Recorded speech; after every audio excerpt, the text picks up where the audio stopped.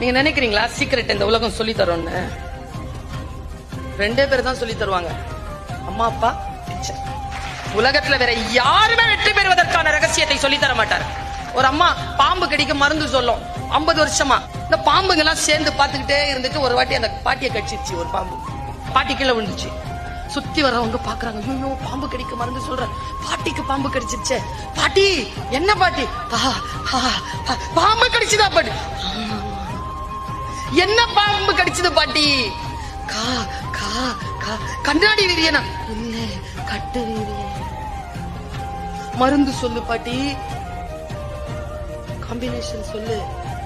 வரும் பாட்டி, சொல்லு பாட்டி. அது ரகசியம் சொல்லிட்டு செத்துருச்சு பாட்டி.